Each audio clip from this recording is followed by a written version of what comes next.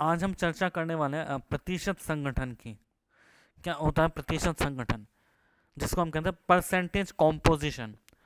कोई यौगिक है, जैसे मैं उदाहरण लूँ CO2। ये यौगिक है जो तत्वों का मिला हुआ है कार्बन तथा ऑक्सीजन। इस तत्व का जो भार प्रतिशत है, ये इस यौगिक में तत्व का प्रतिशत संगठन या फिर परसेंटेज कॉम्पोजिशन कहलाता है। हमें पता है इसका अणु भार है 44, कार्बन का भार है यहाँ पे 12, ऑक्सीजन का है 32। तो 32/44 गुणा 100 होगा ऑक्सीजन का प्रतिशत संगठन। ये काफ़ी आसान सा अ, सूत्र है। परमाणुओं की संख्या गुणा परमाणु भार बटा अणु भार। परमाणु की संख्या 2 है, परमाणु भार 16 है बटा अणु भार 44 है। तो इससे पता चलता है कि ऑक्सीजन का CO2 एक उदाहरण के तौर पे कितना भार है CO2 में ऑक्सीजन का। यानी परमाणु की संख्या, जैसे कार्बन की बात करें 1 है, तो उसका अणुभार को हम कहते हैं न्यूनतम अनुभार। इस न्यूनतम अनुभार क्या क्या उदाहरण है, इसको कहाँ इस्तेमाल किया जाता है, इसका हम चर्चा आगे करेंगे। तो यदि परमाणु की संख्या 1 है तो उससे पहले उदाहरण देखते हैं। कैल्शियम कार्बोनेट में कार्बन, कैल्शियम तथा ऑक्सीजन का प्रतिशत संगठन ज्ञात कीजिए।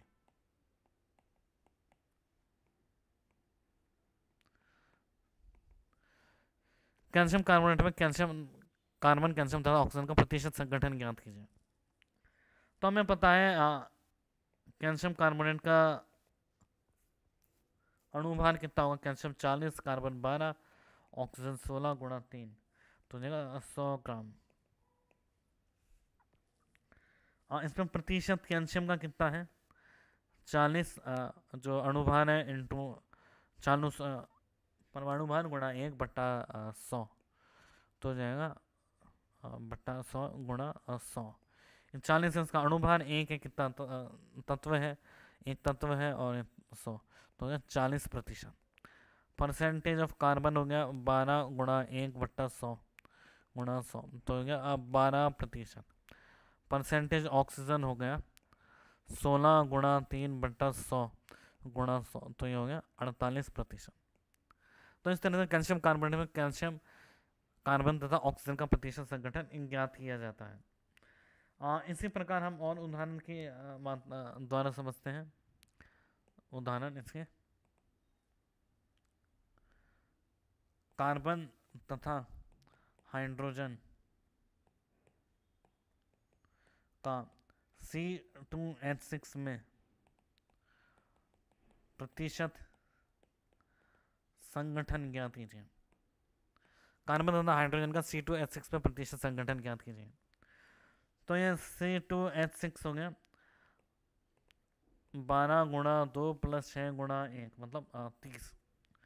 प्रतिशत कार्बन का हो गया 24/30 गुणा 100, तो हो गया 80%। प्रतिशत हाइड्रोजन का हो गया 6 गुणा 1/30 गुणा 100, 6 गुणा 1 बटा 30 गुणा 100, तो ये हो गया हमारा 20%। तो कार्बन तथा हाइड्रोजन के प्रतिशत हमने निकाल लिए। एक और प्रश्न, FeSO4.7H2O में FeSO4.7H2O में क्रिस्टलीय जल की मात्रा ज्ञात कीजिए। इसमें कितना क्रिस्टलीय जल है, तो यहाँ .7H2 को हम क्या कहते हैं क्रिस्टलीय जल, क्रिस्टलाइज्ड वाटर या फिर क्रिस्टलीय जल। इसमें जल का प्रतिशत कितना होगा, FeSO4 का मास द्रव्यमान देख लेते हैं, 152 तो होता है आयरन सल्फेट, प्लस 126 हो गया यहाँ पे क्रिस्टलीय जल की मात्रा, तो हो गया 278। तो प्रतिशत क्रिस्टलीय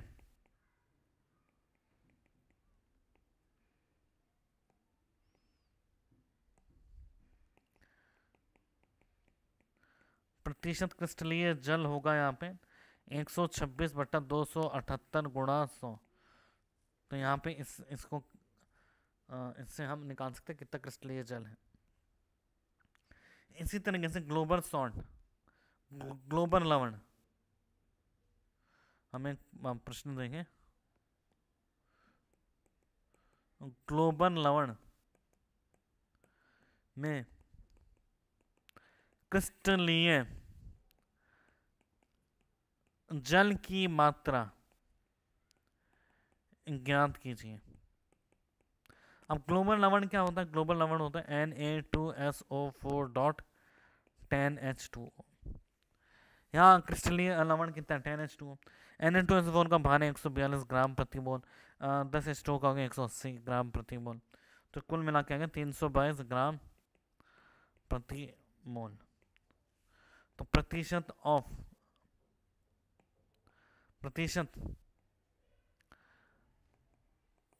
क्रिस्टलीय जल का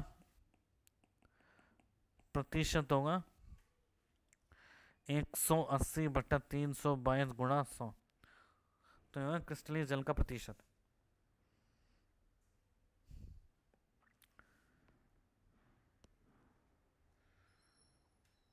एक अच्छा सा प्रश्न है,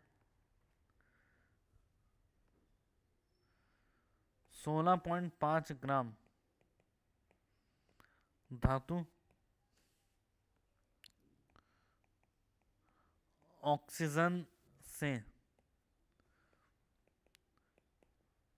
अभिक्रिया करके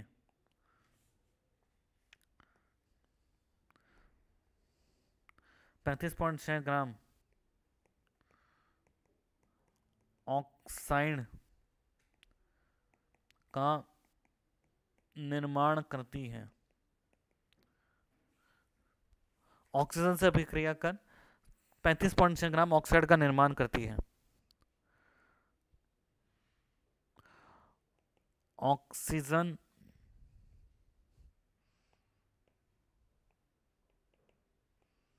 का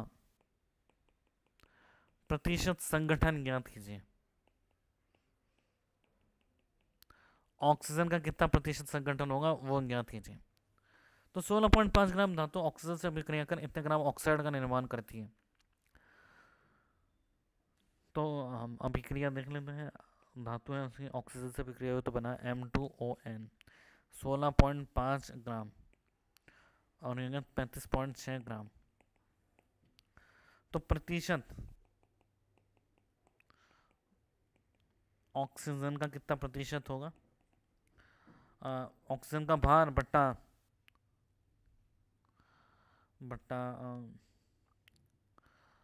ऑक्साइड का भार, ऑक्साइड का भार होगा।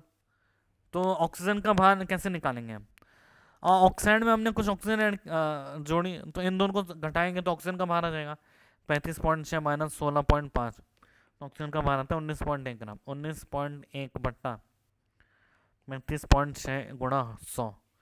तो ये आता है तो यहाँ से हमारे पास आ जाएगा ऑक्सीजन का प्रतिशत। किसी भी तो हमें किसी भी तत्व यौगिक में तत्व का प्रतिशत एक सीधा सा सूत्र है, उसके परमाणु भार को उसके कितने तत्व है उससे गुणा कीजिए बटा कुल अनुभार से भाग दीजिएगा। तो इससे हमारे पास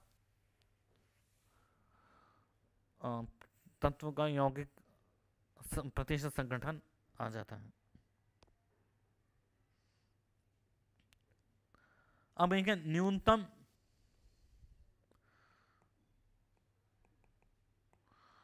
अणुभार क्या होता है, इसका हमने एक देखा था छोटा सा परिभाषा, पर हम इसको थोड़ा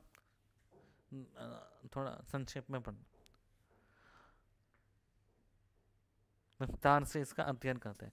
न्यूनतम अणुभार क्या होता है?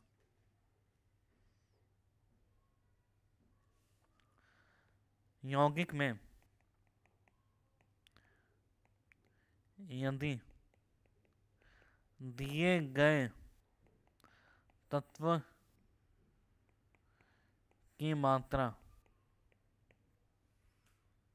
एक है तो वह भार न्यूनतम अणुभार कहलाता है। तत्व में दिए गए यौगिक का की मात्रा एक है तो भार न्यूनतम भार कहलाता है। अगर एक से ज्यादा हो तो वह भार न्यूनतम भार नहीं कहलाता। उदाहरण के तौर पे एक प्रश्न के द्वारा इसको समझने का प्रयास करते हैं।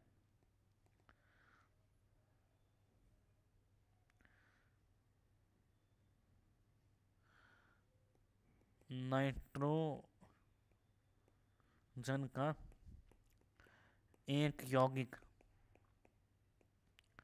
0.7%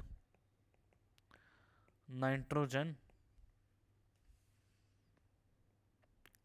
की मात्रा रखता है। उस यौगिक का न्यूनतम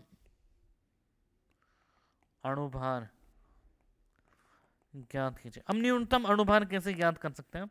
न्यूनतम अणुभार ज्ञात करने के लिए हमें परमाणु की संख्या एक चाहिए थी। परमाणु की संख्या कितनी चाहिए थी? एक। तो यौगिक का प्रतिशत दे रखा है 0.7%। परमाणुओं की संख्या हम ऊपर ये दिए गए, अगर हम सूत्र की मदद लें, हमने जो सूत्र लिखा है इसकी मदद लें तो परमाणु भार क्या है? परमाणु की संख्या इधर हो जाएगी एक। हम न्यूनतम अणुभार की बात कर रहे हैं। तो दिए गए यौगिक 0.7% दे रखा है। और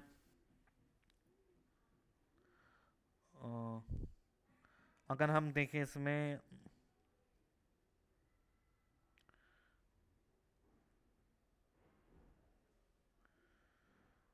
भार होगा 14 है अणुभार बटा m गुणा 100।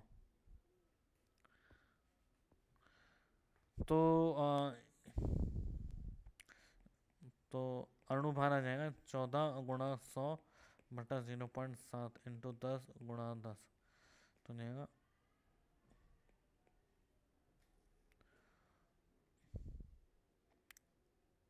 2000 ग्राम प्रति मोल।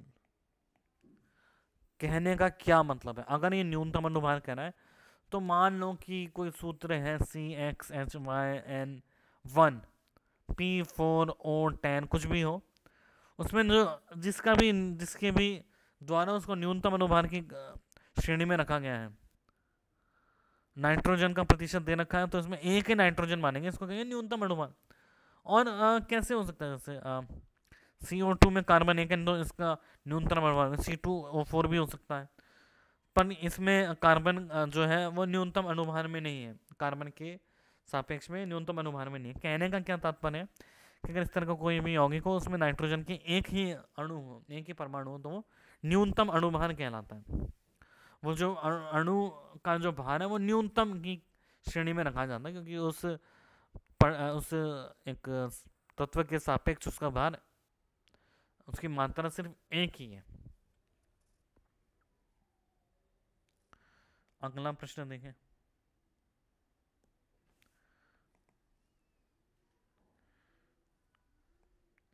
हीमोग्लोबिन जो कि हमारे रक्त में पाया जाता है में 0.25% आयरन है। अगर हीमोग्लोबिन 8 ग्राम प्रति मोल है तो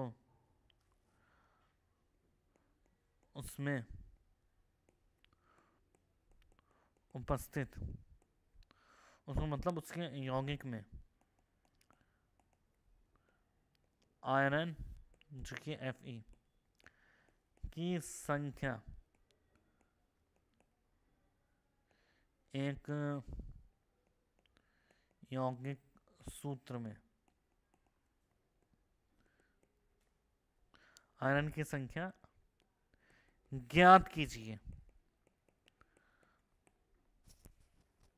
हीमोग्लोबिन में यदि इतना आयरन है तो उसमें यौगिक उपस्थित संख्या ज्ञात कीजिए। तो हीमोग्लोबिन की अगर बात करें तो हीमोग्लोबिन में 0.25% आयरन है, मतलब इसको हम 1/4 लिख देते हैं। यहाँ आयरन का भार हो गया बट्टा 8000 इंटू गुणा 100। तो आयरन का भार यहाँ से आता है 224। तो यहाँ आयरन का जो भार है, हीमोग्लोबिन में जो आयरन है, सूत्र में हीमोग्लोबिन का सूत्र, उसमें आयरन का भार है 224, लेकिन आयरन का भार तो होता है 56। तो उसमें अगर 224 एक यौगिक में आयरन का भार है तो आयरन के अणुओं की संख्या कितनी होगी? तो लौह के